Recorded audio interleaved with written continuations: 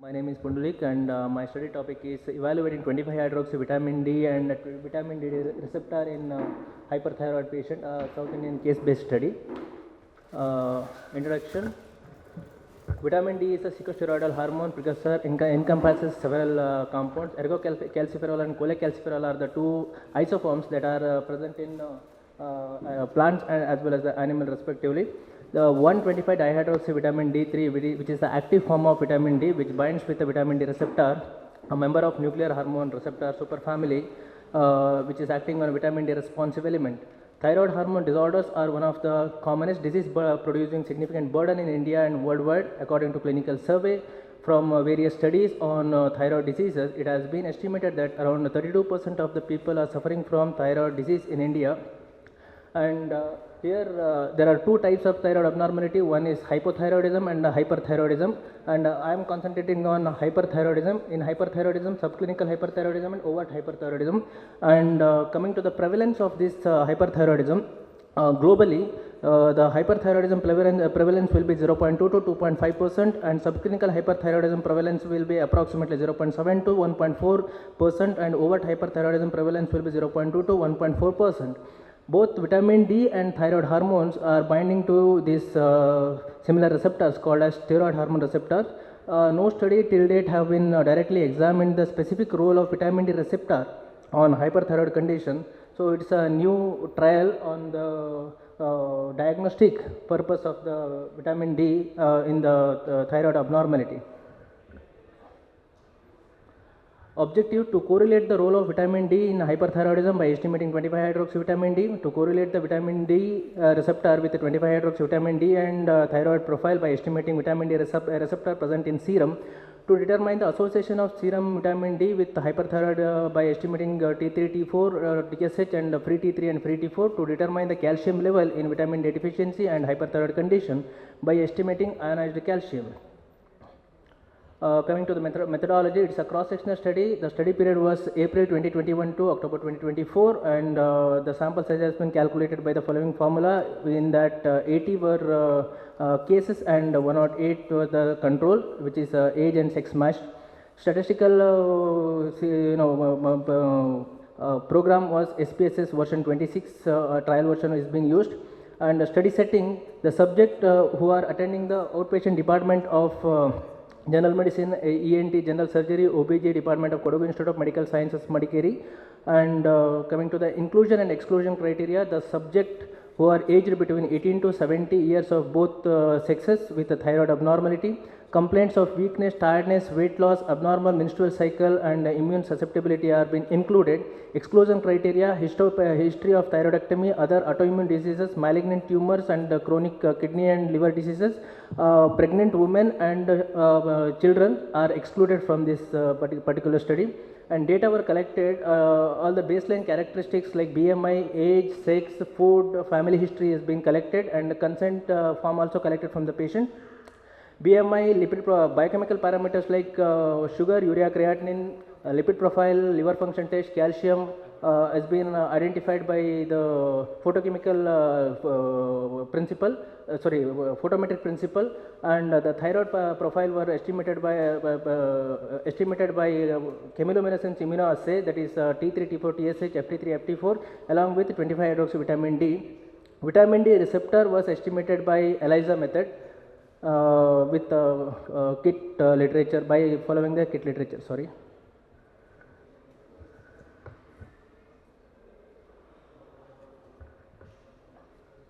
And coming to the result, age, the maximum amount of hyperthyroid cases has fallen between 27 to 49 years of age, whereas the normal condition it is 26 to 50 years of age. And BMI, creatinine, total cholesterol, ALP and total calcium is statistically significant, which is been calculated by independent t-test, where the values are p-value is less than 0.05 is statistically significant, whereas other parameters glucose, urea, creatinine, glucose, urea, triglyceride, HDL and LDL are statistically insignificant. And biochemical thyroid profiles, that is T3, T4, TSH all been estimated by mean and standard deviation and along with that median and interquartile range, which is being done through Mann-Whitney U test, where the statistic p-value is 0.05 is considered as statistically significant. And for distribution of vitamin D normal range we consider as more than 30 to 50 nanogram per ml is considered as normal vitamin D level, but in our region it is more of insufficient as well as deficient condition. The vitamin D level, if it is less than 20 mg per deciliter, it is considered as deficient, 21 to 29 is considered as insufficient, and more than 30 is considered as sufficient vitamin D level. But in our hyperthyroid condition, out of 80, 66 patients were in a vitamin D deficient condition, and out of 14 were considered as vitamin insufficient condition. And vitamin D receptor, which is deficient in hyperthyroidism and it is sufficient in normal condition, we can take this one as a marker. And here this particular box plot will say the vitamin D level is lesser in cases, and vitamin D in control is insufficient, but it's slightly higher than that of the case. And vitamin D receptor will show a clear indication that in normal the vitamin D receptor level will be much more higher in the normal level than the vitamin D receptor in the cases. Coming to the discussion, the findings of the present study align with those of Kuwaiti et al., who has reported significantly lower level of 25 hydroxy vitamin D with hyperthyroidism compared to the control. Both the preclinical and clinical research have been identified a link between autoimmune thyroid diseases, which is low levels of vitamin D. In a cross-sectional study by Kim et al. Reported that the Graves' disease patient exhibited higher prevalence of vitamin D insufficiency compared to the healthy control. Moreover, McDonald highlighted the compelling homology between vitamin D receptor and the thyroid hormone receptor, followed by the Berg et al. Demonstrated that vitamin D receptor expression in follicular thyroid cells. Supporting our study, the study conducted in Saudi Arabia, who has mentioned that the vitamin D receptor level were lower in colorectal cancer patient compared to the healthy control. These findings are consistent with the prevalence of previous studies by Van Compen et al., who showed that the intestinal vitamin D receptor expression is essential for the effective calcium absorption. Wang et al. Also encompassed the critical role of vitamin D receptor in maintaining the calcium balance within the kidney and the bone. Coming to the conclusion, the study reveals the notable relationship between the vitamin D receptor, 25 hydroxy vitamin D, and the levels of thyroid hormones, that is total T3 and T4. It demonstrates that the inverse correlation between vitamin D receptor and thyroid hormones. The analysis indicates the possible positive association between vitamin D receptor and various biochemical markers, highlighting the need for the additional research.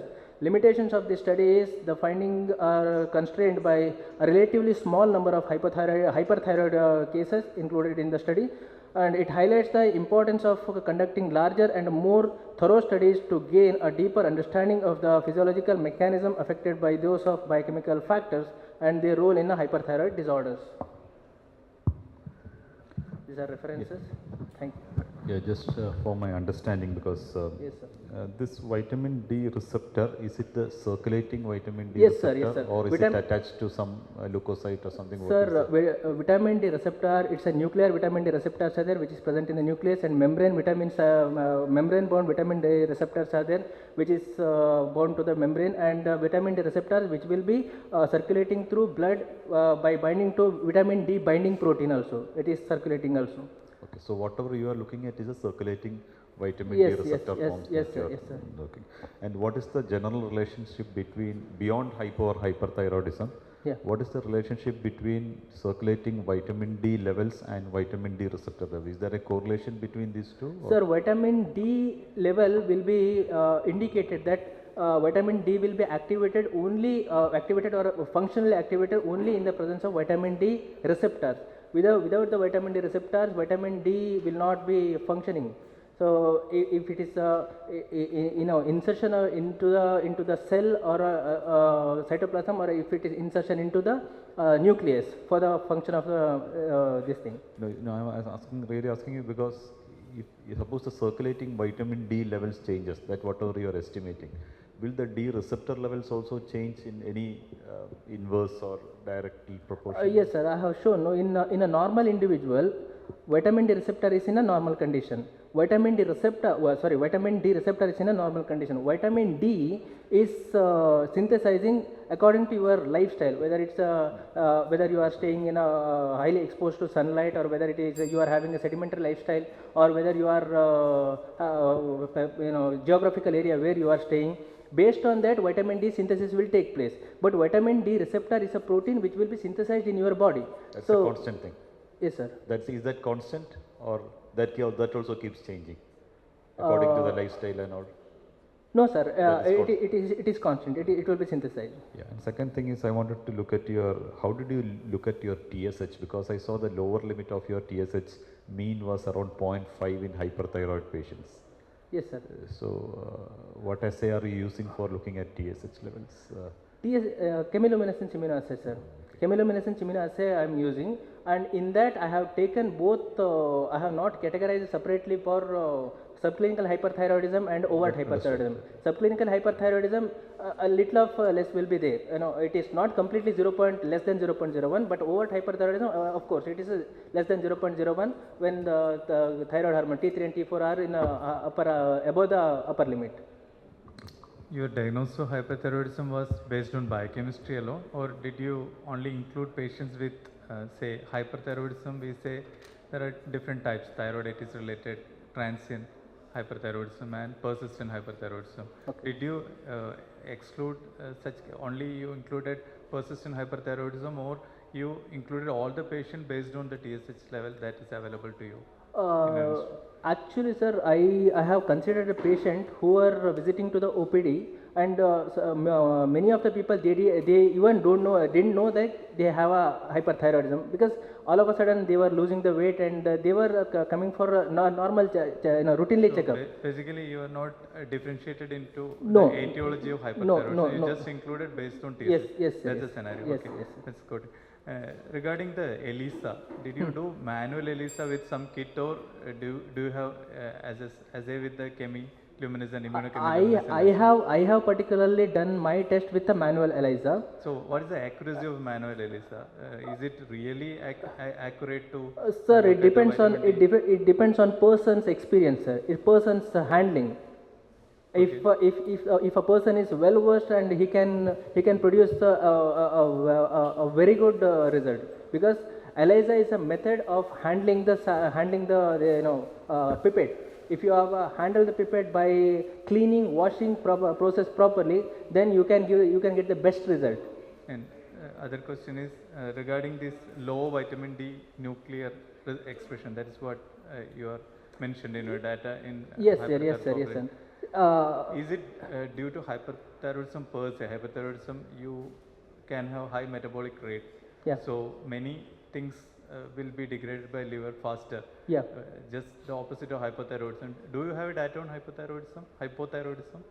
Yes, sir. Hypothyroidism also I have made, because it's a part of my PhD work. Do you find the reverse correlation with hypothyroidism with the vitamin D nuclear receptor? Vitamin D nuclear receptor is not like that, sir. Vitamin D nuclear receptor is a protein which will be synthesized, and which will be giving, in fact, it is giving information like whether you can consider vitamin D or vitamin D receptor. Vitamin D will be lesser. See, sir, our normal range, vitamin D normal range is 30 to 50 mg per nanogram per deciliter, but abroad they have they consider it as 50 nanogram per deciliter is a normal. But geographically, vitamin D synthesis will affect whether if you are not exposed to sunlight in a rainy season or a hilly area. I'm not asking about that. I'm asking about the vitamin D nuclear receptor. That is what you vitamin measured. D receptor will be constant, sir. Yeah, it will not reversal to the hypothyroidism, but this vitamin D will be reduced in both the conditions. Vitamin D, fine. I'm Yes. asking about vitamin D Vitamin D receptor. receptor will not change, sir, even in this thing. But the considerably, vitamin D receptor level will be much more higher in hypothyroidism Yeah, than the same thing. that is what I'm Yes, telling. yes, yes, little of higher. It depends upon the metabolism. Yes, yes, sir, yes, sir. Because it's degrading, Yes. so it's circulating. So Yes, sir. since hyperthyroidism affects the metabolism, Yes, yes, it can yes. affect the expression of this Yes, receptor. sir. Yes. Circulating vitamin D receptor, does it correlate with the vitamin D receptor expressed in the tissues? Number one. Second is, does it correlate with the circulating vitamin D, 25 hydroxy vitamin D? Because that is simpler to estimate. So what would be the clinical implication of this study?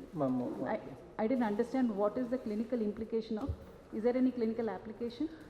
Does your circulating vitamin D receptor correlate with the vitamin D receptor in the tissues? Ma'am, to be honest, the vitamin D receptor which is present in the nucleus, which is taking part in the protein synthesis, and the vitamin D receptor which is present in the membrane, and the vitamin D receptor which is present in a circulatory mode. Not exactly fully studies are going on, and this particular marker, vitamin D receptor marker in this particular in present in a serum is a newer study. Only a few studies, like the study in a colorectal cancer, it has been studied, like the vitamin D receptor present in the serum, which can be considered as a diagnostic marker. So why I have taken this one in consideration because vitamin D receptor is a protein which is synthesized in your body, which is normally synthesizing.